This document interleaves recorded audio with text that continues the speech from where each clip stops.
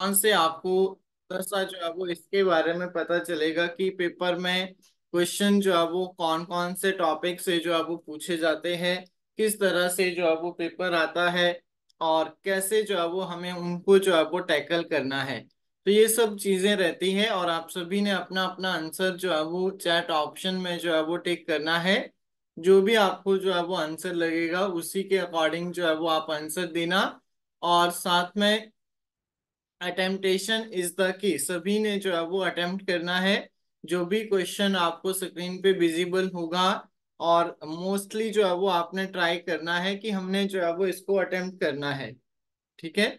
इसी तरह से जैसे आज आपका टेस्ट हो रहा है, कम से कम मैं 20 जो है वो जीके के सेशन लूंगा, और 20 ही जो है वो मैं सीडीपी के भी आपके सेशन लूंगा। बट आपको थोड़ा सा एक बेसिक जो है वो डेमो टाइप में लेकर आया हूँ कि इस तरह से लाइव क्लास टेस्ट अलग से होते हैं आप लोगों के। तो स्टार्ट करते हैं, और आप सभी ने अच्छे से जो है वो अटेम्प्ट करना है। पहला क्वेश्चन आप सभी की स्क्रीन पे विजिबल होगा आप सभी को। क्वेश्चन क्या बोलता है कि जो गारो ट्राइब्स है, ठीक है, गारो जनजाति जिसको हम बोलते हैं, ट्राइब्स का मतलब क्या होता है, जनजाति जो है वो आपने बतानी है। Reside in which state of India, यानी कि आपको क्या पता चला कि भारत की हमें प्रमुख जनजातियां जो है वो पढ़नी है। ठीक है। भारत की प्रमुख जनजातियां जो है वो आपको पढ़नी है। यहां से जो है वो क्वेश्चन क्लिक होता है। तो जल्दी से आप लोग बताएंगे कि जो गारो जनजाति है बेसिकली कौन से राज्य से जो है वो संबंध रखती है। तो आप सभी ने याद रखना है, मेघालय, असम और नागालैंड, ये तीन मुख्य तौर पे जो है वो गारो जनजाति के जो है वो क्या है, राज्य है। और आप सभी ने याद रखना है कि मेघालय, असम और नागालैंड में जो है वो गारो जनजाति के लोग जो है वो रहते हैं। Very very important. फिर कई बार क्वेश्चन आता है कि गौंड जनजाति के लोग कहाँ पे रहते हैं। तो आपने याद रखना है, मध्य प्रदेश और छत्तीसगढ़ में। ठीक है। और भारत की ये गौंड जनजाति जो है वो क्या है, भारत की सबसे बड़ा जो है वो जनजाति समूह है, एक तरह से बोल सकते हैं भारत की सबसे बड़ी जनजाति जो है वो इसको कहा जाता है, गौंड को। इसी तरह से भील है, और अलग अलग जनजातियां जो है वो आती है। इट मीन्स आपने जो है वो जनजातियों वाला टॉपिक जो है वो अच्छे से कवर करना है। क्लियर हुआ सभी को? यस और नो?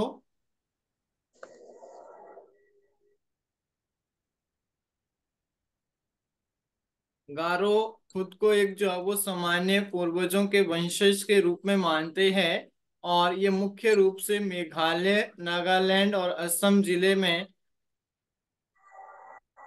ठीक है। चल बाहर घूम ले, चल जा पापा को भी ले जा और बाहर घूम लो थोड़ी देर, फ्रेश आवाज हवा ले ले नहीं, थोड़ी। माइक ऑफ रखना है। शिवानी, सेकेंड क्वेश्चन आपकी स्क्रीन पे है। 5 ईयर प्लान आपने अच्छे से जो है वो पढ़ रखा होगा। 5 ईयर प्लान, और this is the very very important topic for SST जिनका सब्जेक्ट है। उनको जो है वो डायरेक्ट क्वेश्चन जो है वो आपके एसएसटी पोर्शन में भी देखने को मिलता है, और स्टैटिक जीके वाले पोर्शन में भी आ जाता है। तो जल्दी से बताएंगे कि पंचवर्षीय योजना का विचार जो है वो भारत में किस देश से जो है वो लिया गया है। तो पॉलिटी में आप सभी को पता है, फंडामेंटल राइट है, फंडामेंटल ड्यूटीज है, directive principle of state policy है, प्रेसिडेंट रूल है, कॉन्सेप्ट ऑफ अमेंडमेंट है। इस तरह की चीजें बहुत इंपॉर्टेंट है कि कौन सी चीज कहाँ से ली गई है। तो टॉपिक बनता है कि कौन सी चीज इंडियन कॉन्स्टिट्यूशन में कहाँ से जो है वो अडॉप्ट की गई है, वो आपने याद रखना है। और 5 ईयर प्लान जो है वो आपका पूर्व यूएसएसआर, सोवियत संघ जिसको हम बोलते हैं, उसने उससे जो है वो लिया गया है। और इसको जो है वो किसके कार्यकाल में जो है वो लॉन्च किया गया था, तो आपने याद रखना है पंडित जवाहरलाल नेहरू के शासन काल में जो है वो 5 ईयर प्लान को जो है वो लॉन्च किया गया था। और पहली पंचवर्षीय योजना 1951 सभी को अच्छे से पता है, और इसको जो है वो लॉन्च किया गया था 1 अप्रैल 1951, याद रखना है। 1 अप्रैल 1951 में जो है वो इसको लॉन्च किया गया था। एवरीवन इज क्लियर, यस और नो? जल्दी से बताएंगे, everyone is clear that, yes और नो? अगर आपके बैकग्राउंड में साउंड नहीं है तो आप लोग चैट ऑप्शन में भी आंसर दे सकते हैं।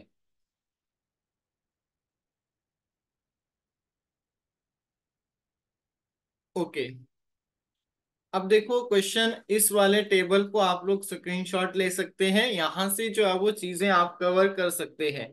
सबसे पहले अगर मैं बात करूं कि ये जो आपका 5 ईयर प्लान था, इसकी जो टाइम पीरियड है, अवधि का मतलब क्या होगा, जो टाइम पीरियड है वहां से क्वेश्चन आएगा। और इसके जो प्राइमरी एरियाज है, प्राइमरी एरियाज मतलब प्राथमिक केंद्र, ठीक है। जैसे पहली जो पंचवर्षीय योजना थी उसका कृषि, बिजली और सिंचाई, इसी तरह से अलग अलग जो आपके पास 5 ईयर प्लान है, इनका जो मोटिव था, इनका जो प्राइमरी एरियाज थे जहां पे ये वर्क करना चाहते थे, इससे रिलेटेड भी जो है वो क्वेश्चन आ जाता है। और अभी रिसेंटली पीछे क्वेश्चन आया था, गरीबी उन्मूलन उन्मूलन जो है वो कौन से 5 ईयर प्लान का जो है वो क्या था, एक तरह से मोटिव था या फिर प्राइमरी एरिया था। तो आप वहां पे आप लोगों का आंसर था पांचवी योजना। इस तरह से आपसे जो है वो क्वेश्चन पूछा जा सकता है, तो आप सभी ने इसको जो है वो अच्छे से याद कर लेना है। नेक्स्ट, ये पुराना क्वेश्चन है कि who is the present chief justice of supreme court of India. तो जल्दी से आप लोग जो है वो बताइए कि करंटली जो है वो who is the chief justice of India.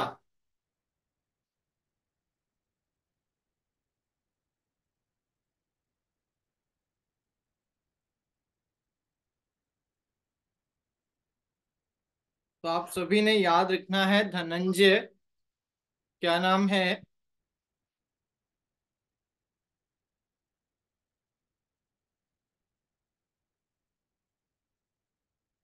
Dhananjay Yashwant, Dhananjay Yashwant Chandrachud,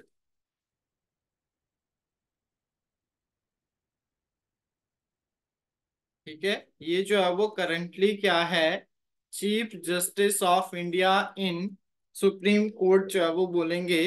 तो यहाँ पे आपने इनको स्किप करना है, पहले जो है वो रमना थे, बट अब जो है वो धनंजय यशवंत चंद्रचूड़ जो है वो आ जाएंगे। कर लिया नोट सभी ने?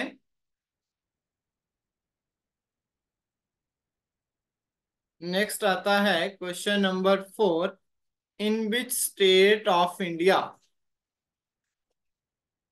इन which state of India Kolar gold mines are situated.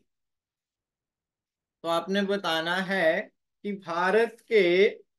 कौन से भारत के कौन से राज्य के अंदर जो है वो कोलार गोल्ड माइंस जो है वो प्रेजेंट है। और अगर हम बात करें chief justice of India supreme court के, तो उसमें अगर आपसे पूछा जाएगा पहले कौन है, तो आपने याद रखना है H. J. कनिया। पहले जो है वो H. J. कनिया थे। और अभी जो है वो 49th नंबर के है धनंजय यशवंत चंद्रचूड़, 49th नंबर के है। और इनकी नियुक्ति, ये भी क्वेश्चन आता है कि चीफ जस्टिस ऑफ इंडिया की नियुक्ति जो है वो किसके द्वारा की जाती है। तो आप सभी ने याद रखना है, प्रेसिडेंट यानी कि राष्ट्रपति जो है वो इनकी नियुक्ति करते हैं। और आर्टिकल आता है 129।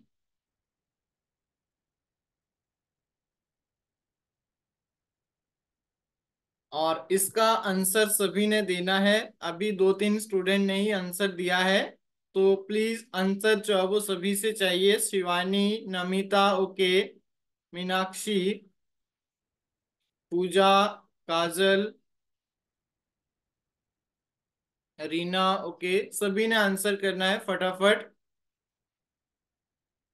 तो ये जो आपके पास सोने की खान है, that is present in Karnataka state of India. तो क्या आ जाएगा, कर्नाटका में जो है वो ये स्थित है। और साथ में आपने और पॉइंट क्या याद रखने हैं, one of the major producer of gold in India, major है मतलब मुख्य तौर पे इसको ही माना जाता है। ये आपने जो है वो याद रखना है। और कहाँ पे है, कोलार जिले में है, जिसकी वजह से इसका नाम जो है वो क्या पड़ा है, कोलार गोल्ड माइंस जो है वो बोल सकते हैं। तो ऑप्शन नंबर ए हमारा जो है वो बिल्कुल राइट आंसर होगा। नेक्स्ट, वेरी वेरी इंपॉर्टेंट, और 3 से 4 दिन पहले हमने करेंसी, कैपिटल और पार्लियामेंट पढ़ा था। और वहां से जो है वो ये क्वेश्चन निकला है कि Canberra is the capital of which country. Very very easy question है, अगर आप लोग आंसर देंगे तो बहुत इजी क्वेश्चन है। मैंने बहुत अच्छे से कॉन्सेप्ट क्लियर करवाया था। एक आपका ऑस्ट्रेलिया है, एक ऑस्ट्रिया है और एक ऑस्ट्रेलिया है। ठीक है, ऑस्ट्रेलिया की बात करें तो इसकी कैपिटल है कैनबरा, और इस ऑस्ट्रेलिया की कैपिटल है बियाना। और this is the country of Europe, और this is the country of Oceania या फिर ऑस्ट्रेलिया। ठीक है, और इसकी कैपिटल का नाम क्या है, कैनबरा। रूस की मॉस्को आ जाएगी, डेनमार्क की आ जाएगी,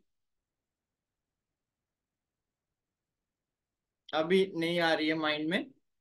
नेक्स्ट, स्पोर्ट्स मैंने टॉपिक करवाया था, अगर आपको याद होगा, स्पोर्ट्स 1 2 हमने पढ़े थे, उसी से क्वेश्चन आएगा। To which game Hima Das is associated, जिनको मैंने कहा था Dhing express, he is also known as a Dhing express. तो जल्दी से बताएंगे कि हिमा दास जो है वो कौन से खेल से जो है वो संबंध रखती है।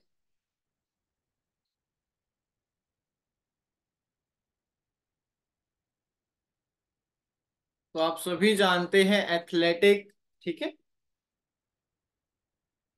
दौड़।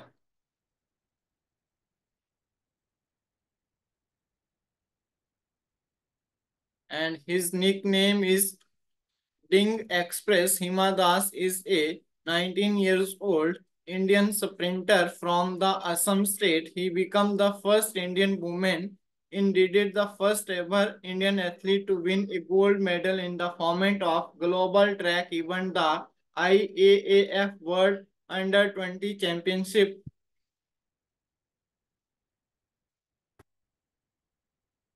इसके बाद नेक्स्ट आता है क्वेश्चन नंबर 7। तो आपने बताना है कि लोसर जो है वो क्या है। एक विलेज का नाम है, एक गांव का नाम है, एक मेले का नाम है, एक नदी का नाम है, या फिर एक दर्रे का नाम है। जल्दी से,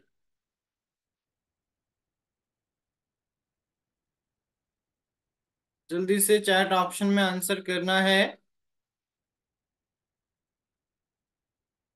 तो लोसर क्या है, लोसर एक मेला है, और ये जो मेला है वो कहाँ पे, तो लाहौल स्पीति बोल सकते हैं, लाहौल में जो है वो इसको सेलिब्रेट किया जाता है बेसिकली।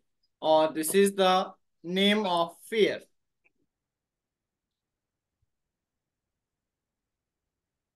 ठीक है, लाहौल डिस्ट्रिक्ट ऑफ हिमाचल प्रदेश, और Losar is the name of festival. ठीक है, emerging ritual dance culture celebration जिसको हम बोल सकते हैं कुछ इस तरह से। तो ये लोसर जो है वो एक फेस्टिवल के रूप में सेलिब्रेट किया जाता है। नेक्स्ट आता है, in which district Andhra hydel power project is situated. जल्दी से, बैच नंबर 1 2 3 तक जो है वो आई थिंक हो चुका है हिमाचल प्रदेश का जीके की क्लासेस। फिर भी अगर नहीं अटेंड की है तो आज शाम को आई थिंक 9 PM पे द्वारा से जो है वो क्लासेस रिस्टार्ट हो रही है यूट्यूब पे। तो वहां से आप लोग जो है वो कवर करेंगे। In which district Andhra hydel project is situated, तो बताइए जल्दी से। आंध्रा हाइडल पावर प्रोजेक्ट जो है वो हिमाचल प्रदेश के कौन से जिले में स्थित है? एक ही स्टूडेंट को आता है आंसर, जल्दी से। पूजा, नमिता, ओके, काजल, वेरी गुड, जल्दी से आंसर करना है सभी ने। दीक्षा, ओके, रत्ना, ओके, जल्दी से आंसर करना है सभी ने। आंध्रा जल विद्युत परियोजना हिमाचल प्रदेश के कौन से जिले में स्थित है? तो आप सभी ने याद रखना है, this hydro power project is come under the Himachal Pradesh state electricity board. और आंध्रा नाम है तो ये आंध्रा खड के रिवर, आंध्रा खड एक आती है। और ये कहाँ पे है? तो आपने याद रखना है, चिड़गांव। चिड़गांव जो है वो रोहडू तहसील, ठीक है, रोहडू तहसील, शिमला, उसके आसपास जो है वो आता है। और ये जो है वो क्या है, 16.5 मेगावाट का जो है वो एक हाइड्रो पावर प्रोजेक्ट है, that is located in Shimla district of Himachal Pradesh. कहाँ पे आता है? Shimla district of Himachal Pradesh. ये आप सभी ने अच्छे से याद रखना है। नेक्स्ट,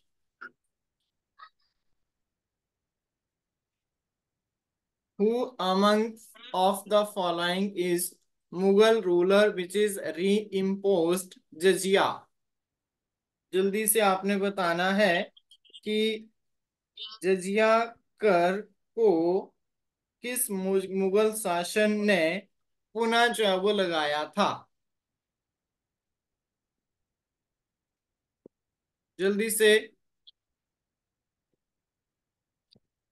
अगर क्वेश्चन आता है कि खत्म किसने किया था, तब तो आप बोलेंगे कि अकबर ने इसको जो है वो खत्म किया था। लेकिन अगर आपसे क्वेश्चन पूछा जाए कि इसको दोबारा से किसके द्वारा री इम्पोज किया गया था, तो ना 16 यहाँ पे पूरा दे रखा है, देखो। जजिया को समाप्त करने वाला पहला मुगल शासक कौन था? अकबर था। अकबर ने 1564 ईस्वी में इसको खत्म कर दिया था, लेकिन 75 ईस्वी में पुनः लगा दिया था इस इन्होंने ही। और इस ईस्वी में पुनः समाप्त कर दिया था। ठीक है, औरंगजेब ने जजिया कर को 1679 में दोबारा से जो है वो लगाया गया था। री इम्पोज्ड का मतलब होता है दोबारा से। तो इसके द्वारा लगभग लगभग जो है वो 99 ईयर्स के बाद जो है वो दोबारा से औरंगजेब के द्वारा जो है वो इसको री इम्पोज जो है वो किया गया था। किसने किया था? तो आप सभी ने याद रखना है, इसको जो है वो री इम्पोज किया गया था औरंगजेब के द्वारा। ऑप्शन नंबर सेकंड हमारा जो है वो बिल्कुल राइट आंसर है। चलिए, 3 4 दिन पहले हमने इंटरनेशनल ऑर्गेनाइजेशन के बारे में पढ़ा था, अगर आपको याद होगा तो जल्दी से आंसर करना है। International court of justice is located in which place? Geneva Switzerland है, हेग नीदरलैंड है, वियना ऑस्ट्रेलिया है, या फिर एम्स्टर्डम नीदरलैंड है? जल्दी से। स्विट्जरलैंड, और वियना ऑस्ट्रेलिया। बताइए जरा जल्दी से। और इंटरनेशनल कोर्ट ऑफ जस्टिस की एस्टेब्लिशमेंट भी आपको बताई थी यूएनओ के साथ। यूएनओ 24 अक्टूबर 1945 यूएनओ डे आपसे पूछ लिया जाता है। अब आपने बताना है कि ये जो आपका इंटरनेशनल कोर्ट ऑफ जस्टिस है that is located at the Hague Netherland. ठीक है, द हेग नीदरलैंड, और नीदरलैंड की कैपिटल है एम्स्टर्डम।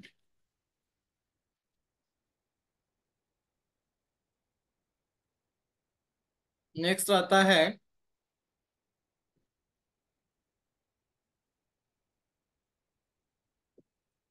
1945, और वर्किंग जो है वो 1946 में स्टार्ट हुई थी। और the peace of the place the Hague Netherlands. Very very important question, जल्दी से आंसर करना है। कौन से गुप्त वंश के राजा को नेपोलियन के नाम से जाना जाता है? बताइए जरा जल्दी से। ऐसा कौन सा गुप्त वंश का, गुप्त डायनेस्टी का जो राजा था जिसको कि किस नाम से जाना जाता है? नेपोलियन के नाम से जाना जाता है। और गुप्ता का जो पीरियड था, गुप्त पीरियड को भारत का भारत का स्वर्ण युग भी कहा जाता है। अगर आपने पढ़ा होगा तो गुप्ता का जो पीरियड था उसको भारत का स्वर्ण युग भी कहा कहा जाता था।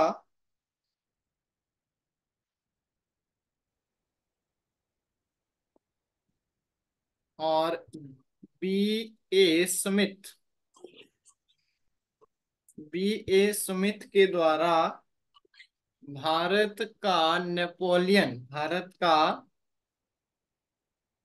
नेपोलियन जो है वो किसको कहा गया था? तो आप सभी ने याद रखना है, समुद्रगुप्त को जो है वो कहा गया था।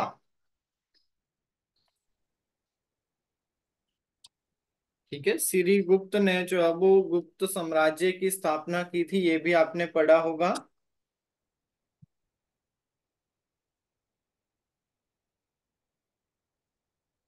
ठीक है, Samudragupta was the Napoleon of India.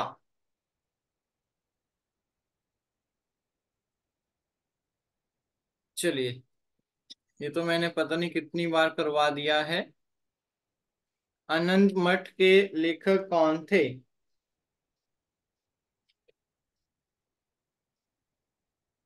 1882।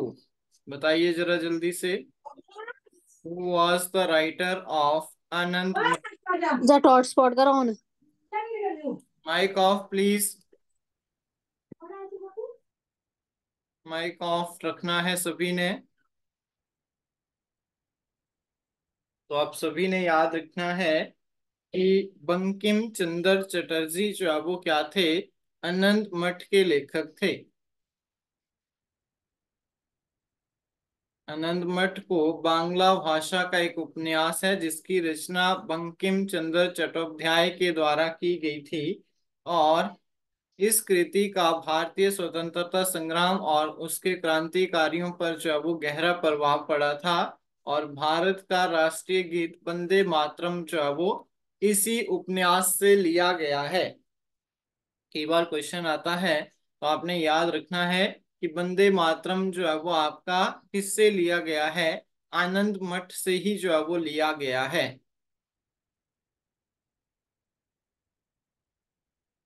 Next question आता है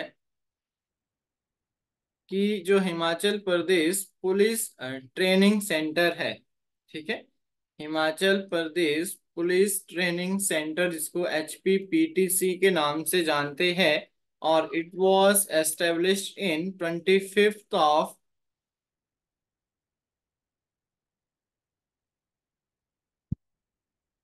जून और 1995।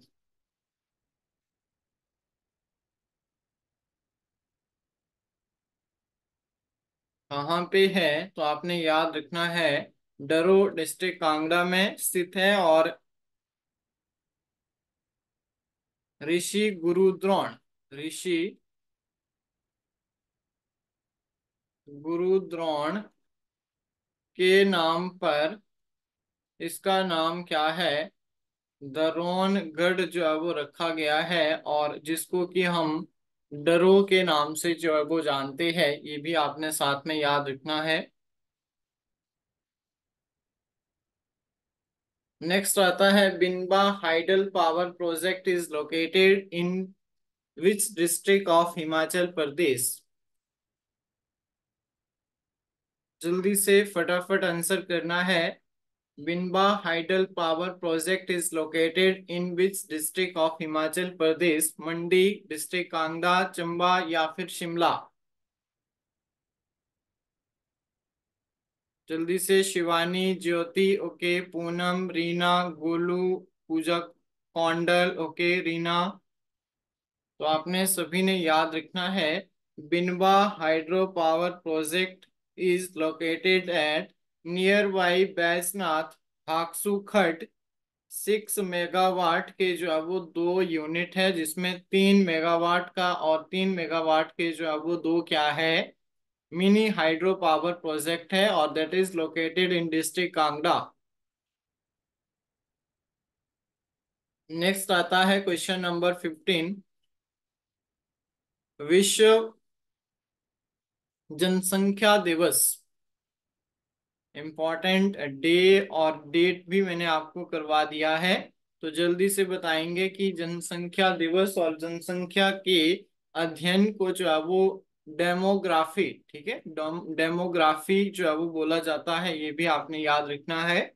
और इसको कब सेलिब्रेट किया जाता है, कब जो है वो मनाया जाता है, तो आप सभी ने याद रखना है, 11 जुलाई।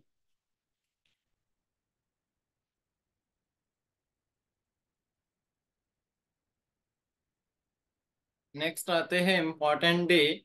तो ये अप्रैल मंथ के इम्पोर्टेंट डे है, जिसमें earth day is very important, health day is important, malaria day, और यहाँ से मलेरिया डे है, पंचायती राज डे भी आ सकता है। तो ये आपने 3 4 याद रख लेने हैं। Kaziranga, the famous wild life sanctuary of Assam is famous for. दो चीजें आ गई। मैंने एक मानस बताया था, अगर आप लोगों को याद हो, और दूसरा Kaziranga.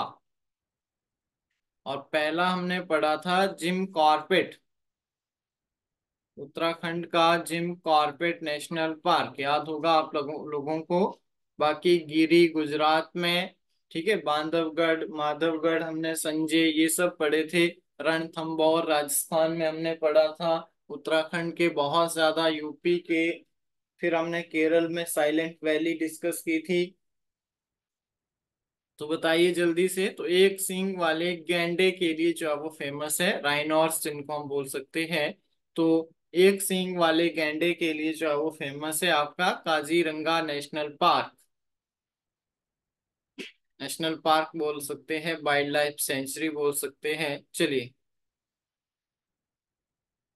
Bipasha is the Sanskrit name of which river? तो ये तो सभी को आंखें बंद करके पता है कि बिपाशा जो है वो किसका संस्कृत नेम है, ब्यास रिवर का।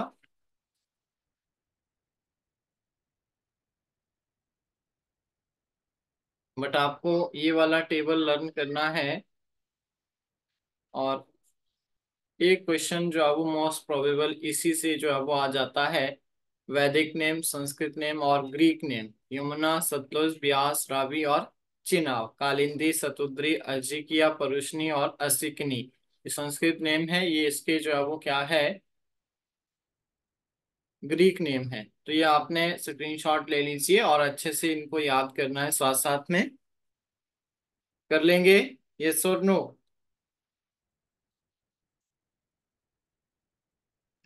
Yes sir.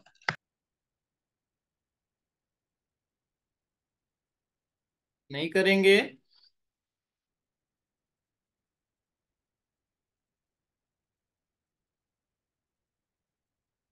चलिए, Jhanjhar is the famous dance of which district of Himachal Pradesh? जल्दी से।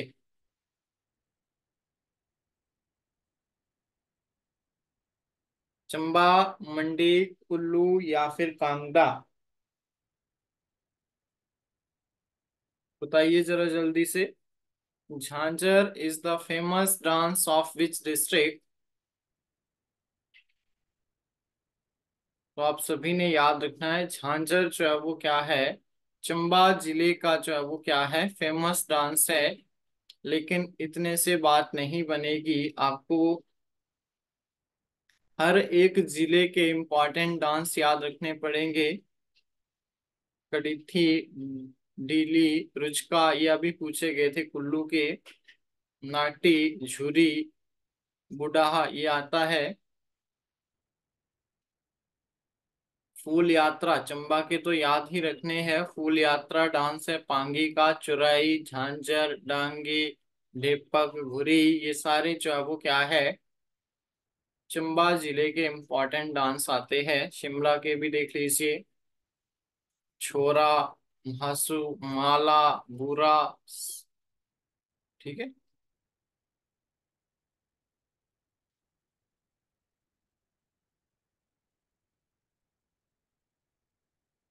नेक्स्ट आता है, जातक की कथाएं मुख्य तौर पे लिखी गई है। बताइए जरा जल्दी से, जातक की कथाएं मुख्य तौर पे जो है वो कौन सी भाषा में लिखी गई थी? संस्कृत, प्राकृत, पाली या फिर ब्राह्मी? जल्दी से आंसर करना है।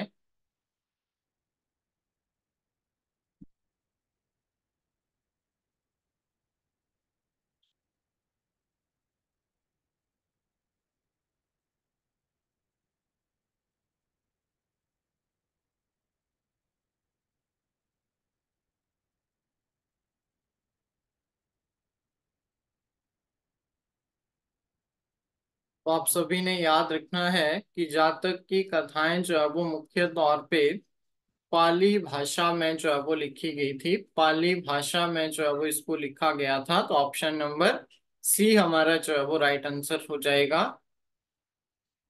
जातक की कथाओं में भगवान बुद्ध के पूर्व जन्मों की बेहद लोकप्रिय कहानियां थी, जिसे भगवान बुद्ध के सभी मतों में जो है वो संरक्षित किया गया है। और इनको जो है वो पाली भाषा में जो है वो लिखा गया है, ये आप सभी ने याद रखना है। जिसकी रचना जो है वो तीसरी शताब्दी में हुई थी।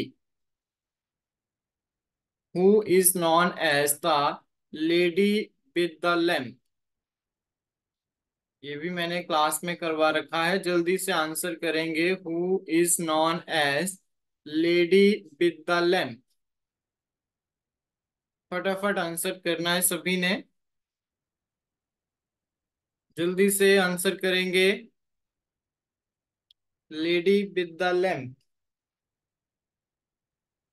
John of Arc, Helen Keller है, फ्लोरेंस नाइटलिंग है या फिर सरोजनी नायडू? तो आपने याद रखना है, Florence Nightingale was the lady of lamp. ठीक है।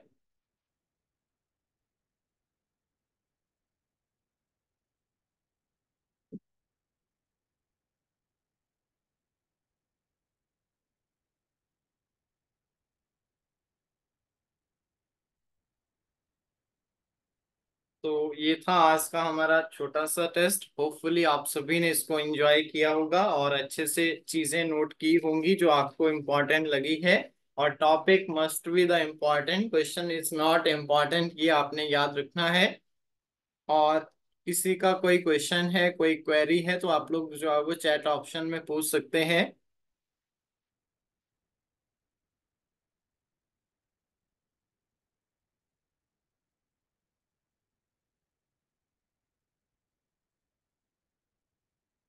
हाँ, 9 बजे वाली क्लास जो है वो मैम अभी आपकी सीडीपी की भी सेशन लेंगे मैम। लास्ट टाइम हो रही है। Batch number 1 to crash course तक जो है वो सभी की क्लासेस जो है वो अब स्टार्टिंग से ही ले रहे हैं, क्रैश कोर्स टाइप करवा रहे हैं। तो सीडीपी की भी क्लास होगी और साथ में एचपी जीके की भी यूट्यूब पे क्लास होगी, वो 9 बजे होगी। तो आप उसी के अकॉर्डिंग आ जाना। तो अभी आधा घंटा है, 8:30 बजे सीडीपी की होगी शायद, और 9:10 पे है यूट्यूब पे। तो दोनों क्लासेस जो है वो देख लेना अपने टाइम के अकॉर्डिंग। बाकी किसी को कुछ पूछना है, मॉर्निंग वाली इंग्लिश की क्लास ऐप पे नहीं है। मॉर्निंग वाली स्पेशल मैम ने मना किया है क्लास को अपडेट करने के लिए, बिकॉज आप लोग नहीं आते हैं। इसीलिए आप 10 दिन या फिर 5 दिन या फिर जैसे जब तक आप लोग कंटिन्यू नहीं आएंगे तो ऐप में जो है वो क्लास अपडेट नहीं होगी। बाकी मॉर्निंग में एक बार अटेंड करके मैम से बात कर लेना। ठीक है, जूम पे ही ले रहे हैं मैम, तो एक बार उसके रिगार्डिंग बात कर लेना। और किसी का कोई क्वेश्चन है?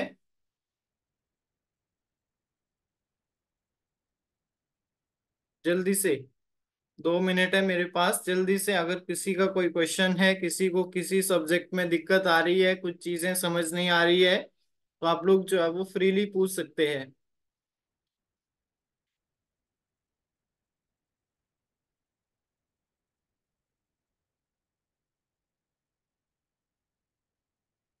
मॉर्निंग में टाइम नहीं होता है क्लास के लिए। एक बार अटेंड करके मैम से बात कर लेना जो भी इशू रहेंगे।